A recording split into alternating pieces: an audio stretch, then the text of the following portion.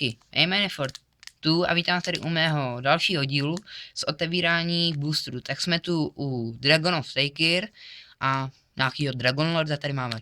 Tak nebudu zdržovat a pustíme se do toho. Tak už tady mám stojan, kámoše. Tak. Kurva. A už zase se nemůžu dostat do boosterů. Minulý booster jsem otevíral tak, že jsem vzal nůžky a otevřel jsem to. Jo, jsem v něm. Tak jo, koukneme si dozadu. Reklama, tu si sežrer. Díky. Tak, koukněte se.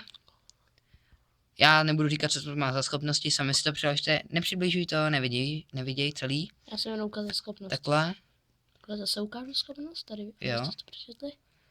OK, takže Bolster. Black Goblin, to není špatný, to je dobrý do exploitu, že ho obětuješ a on vlastně dá ještě -1/-1. Megamorph Haste, no, ujde.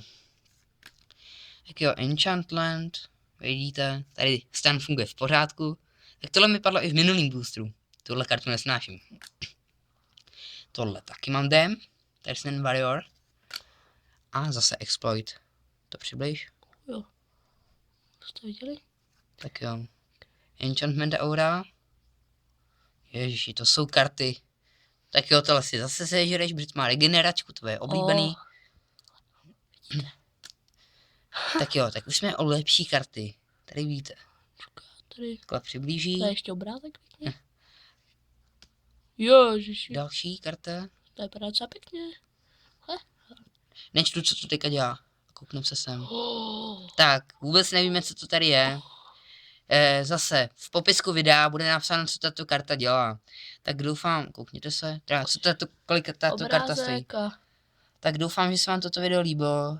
Dávejte lajky, odběry, komenty a zatím čau.